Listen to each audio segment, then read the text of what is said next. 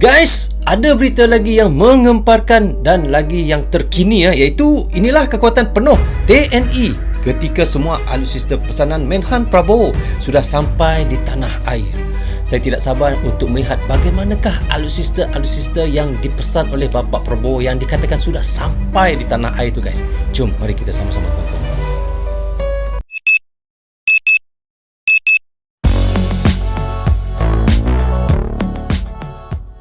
Hai guys, Assalamualaikum. Apa khabar semua? Berjumpa lagi kita di dalam Brozone Channel, guys. Apa khabar anda orang Indonesia, orang Malaysia, orang Brunei, orang Singapura dan di seluruh dunia? Apa khabar anda semua?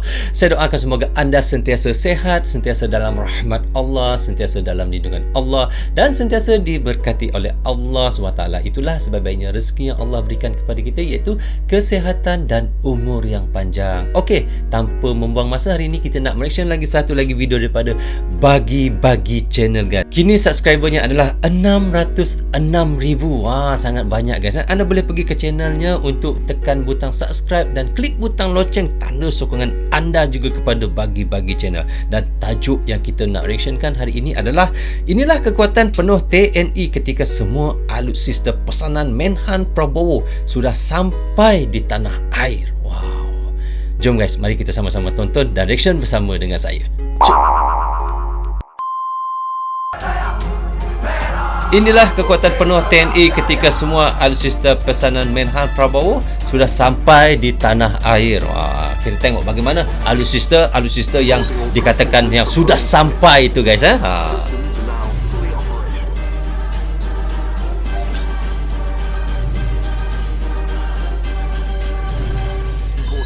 Bagi-bagi. Sobat Bagi-Bagi, sepertinya sudah tak perlu ditegaskan lagi jika militer Indonesia menduduki peringkat ke-16 dunia serta menjadi yang Ya guys, semua kita sudah tahu iaitu militer Indonesia adalah di tangga ke-16 di global firepower di dalam dunia, guys. Jom kita sambung semula. Se-ASEAN. Bahkan posisi Indonesia ini mengungguli Australia dan Israel yang notabene-nya memiliki pertahanan mematikan.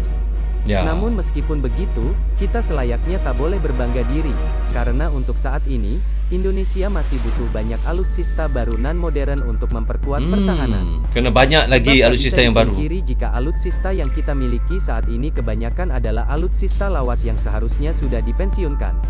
Oh, seperti yang kata oleh admin Bagi-Bagi ni, guys. Banyak alutsista Indonesia yang sudah untuk dipensiunkan, atau kalau Malaysia kata sudah untuk dipensionkan lah. Nah sobat sekalian, sebagai gambaran saja, saat ini Indonesia memiliki total personel aktif sebanyak 400.000 dan personel cadangan dengan jumlah yang sama. Dengan jumlah sebanyak itu, alutsista yang kita miliki dinilai masih kurang. Masih Jangankan kurang. Alutsista, untuk sekedar amunisi pun Indonesia faktanya masih kekurangan. Contohnya di matra darat, tank yang kita miliki saat ini hanya berjumlah 300 unit saja.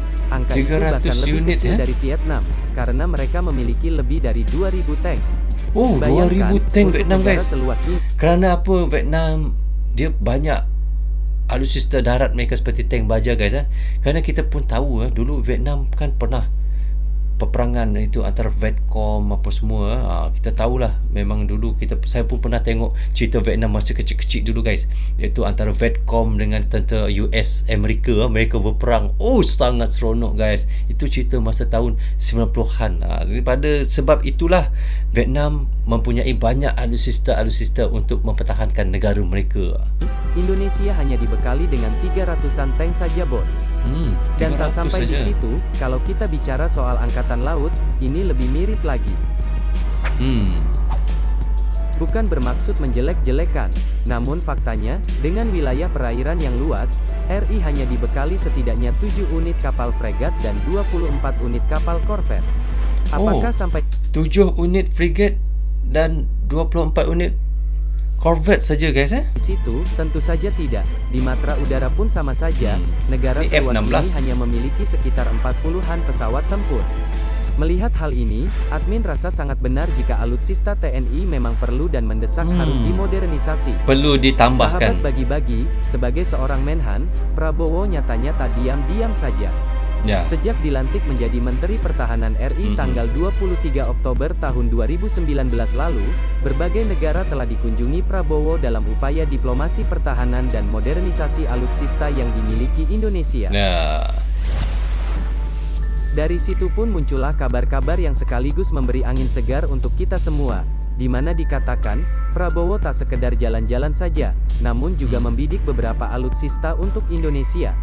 Lantas pertanyaannya, seperti apa nantinya kekuatan Indonesia jika alutsista bidikan Prabowo itu sampai di tanah air?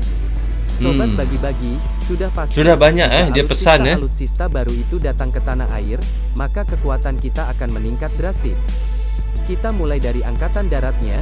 Di Matra Darat, Indonesia setidaknya akan membeli 15 kendaraan taktis Bushmaster dan Hawk dari Australia Defense Force. 15 Bahkan taktis pembelian ini Bushmaster pun disambut baik oleh Kasat Jenderal TNI Andika Perkasa, sehingga kemungkinannya cukup besar. Lalu yang tak kalah pasti, TNI juga akan segera mendapatkan tank Harimau buatan Pindad yang digadang akan menggantikan tank-tank tua yang harus segera dipensiunkan. Betul. Indonesia kabarnya akan menerima gelombang pertama dari 18 unit tank Harimau pada akhir tahun 2021, sebanyak 52 unit lagi akan dipesan pada tahun 2022, serta diikuti dengan 19 unit pada tahun 2023 dan 17 unit pada tahun 2024. Apakah sampai di situ? Tidak, ini bos. Cantik nih. Indonesia juga telah menerima 40 rantis maung buatan Pindad dari 500 unit jumlah pesanan. Cantik nih guys. Sobat sekalian, kita beralih ke Matra Laut ya. Dan sekedar info saja, untuk mencapai kekuatan pokok ideal setidaknya Indonesia harus memiliki lebih dari 20 KRI jenis fregat, 12 kapal selam, ratusan KCR dan tentunya flagship sekelas destroyer. Nah, untuk saat ini, Indonesia telah memiliki 7 fregat, dan nantinya, TNI AL akan ketambahan beberapa fregat baru yakni fregat Arrowhead 140 dari Inggris sebanyak 2 tambah lagi. 1 diantaranya akan dirakit di dalam negeri. Lalu, Indonesia juga akan membeli 6 fregat kelas Frame dan 2 buah fregat kelas Maestrale dari Italia.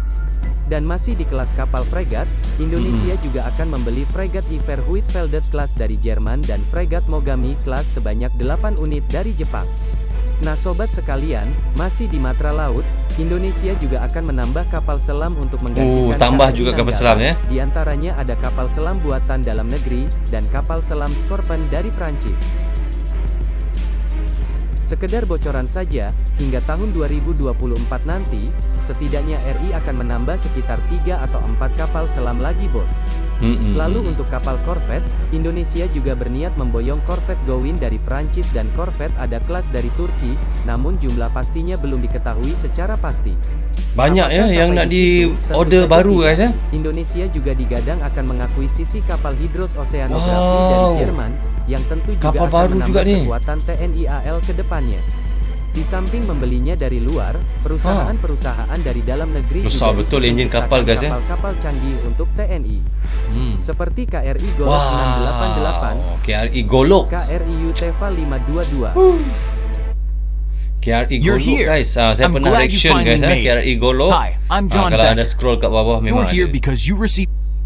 OPV 90 meter yang tengah digarap PT Daya Radar Utama, dan yang terbaru ialah 2 kapal angkut tank KRI Teluk Wedan yang baru nih. dan KRI Teluk Wondama 527. Ini pun saya ada reaction guys. Yang kapal destroyer, 2 kapal baru nih. Indonesia memang belum menyatakan niat untuk membeli, namun dikatakan Jepang akan menghibahkan destroyer untuk Indonesia. Oke sobat bagi-bagi, kita beralih ke angkatan udaranya ya. Betul guys, yang Jepang kata untuk menghibahkan destroyer dia tu, saya pun ada reaction kan ya, daripada Amanda Channel lah. Anda boleh tengok, scroll satu-satu video saya, memang saya ada reaction.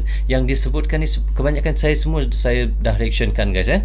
Untuk angkatan udara sudah jelas, Indonesia akan mengakuisisi puluhan jet tempur, seperti Rafale dari Prancis, F-15IX Amerika, dan jika memungkinkan, Sukhoi pun akan diboyong Indonesia.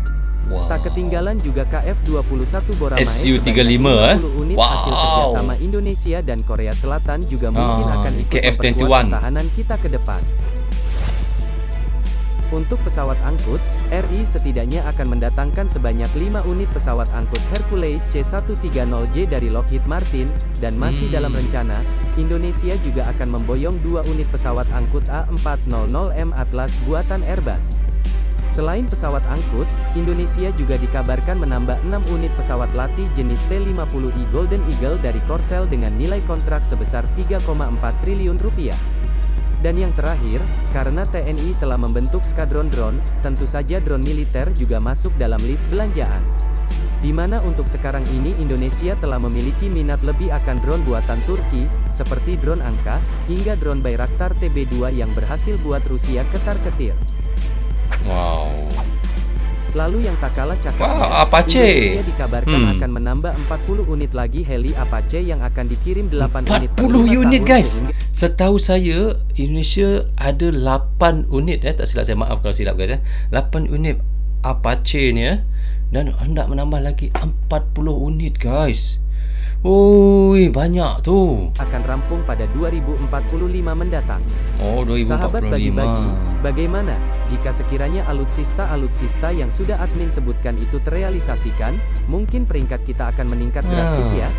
Tak hanya peringkat saja, China pun mungkin akan berpikir ribuan bahkan 2000-an kali jika ingin mengganggu kita lagi. Betul. Dengan begitu, negara kita pun jelas akan disegani asing karena memiliki kekuatan tempur yang memadai. Jadi bagaimana pendapat kalian? Dan mungkin ada yang mau menambahkan, bisa berikan tanggapan kalian di bawah. So okay guys, kita dah reaction sama-sama tadi bagaimana kita tengok katanya inilah kekuatan penuh TNI ketika semua alutsista pesanan Menhan Prabowo sudah sampai di tanah air. Wah, begitulah guys. Kerana sekarang ni kita tahu banyak alutsista Indonesia yang sudah untuk dipensiunkan lah. Kalau salah sebut guys, maaf ya, dipensiunkan. Kalau bahasa Malaysianya. Saya rasa memang patutlah Indonesia menambahkan lagi banyak alutsista, dan katanya tadi dia akan membeli Apache 40 buah guys, tapi itu lambat lagi lah, pada tahun 2045 akan direalisasikan. Dan kini antara kerjasama Korea dengan Indonesia pun KF-21 tu pun memang sudah luar biasa, memang sangat canggih guys. Memang, dan itulah yang diimpikan oleh Bapak Prabowo untuk menambahkan lebih banyak lagi alutsista untuk Indonesia, termasuklah kapal selam, frigatnya, lepas tu dengan pacuan 4 rodanya, taktisnya, dengan kapal pesawat angkutnya dan jet tempurnya di Rafale, lepas tu lagi dengan Su-35 Sukhoi. Sangat banyak guys. Itu semuanya Bapak Prabowo sudah rancangkan untuk ditambah, untuk menambahkan alutsista Indonesia supaya lebih hebat dan lebih kuat. Dan tidak mustahil jika semua itu sudah ditambah dan sudah di-upgradekan dan sudah direalisasikan oleh Bapak Prabowo. Saya yakin Indonesia bukan lagi di tangga ke-16 di Global 5 mungkin dah sudah naik jadi ke-10 ataupun 9 ataupun 8 itulah yang impian Bapak Prabowo. So guys, kita doakan sama-sama semoga semuanya terrealisasi dan Indonesia semakin berkembang, semakin maju dan bertambah hebat dengan alutsista yang canggih Indonesia ya. Okey guys, sampai di sini saja untuk reaction sekali ini. Semoga manfaat untuk kami di Malaysia dan untuk anda di Indonesia juga. Jangan berhenti menyokong Brozul Channel. Tanpa sokongan anda, tiadalah Brozul Channel di dalam YouTube ini. Bagi anda yang sudah subscribe, saya ucapkan terima kasih banyak-banyak kepada anda. So guys, bagi anda yang belum subscribe, please subscribe guys, dan klik butang loceng tanda sokongan anda juga kepada saya. So jaga diri anda, terutamanya keluarga anda dan anak isteri anda. Assalamualaikum, goodbye, bye bye.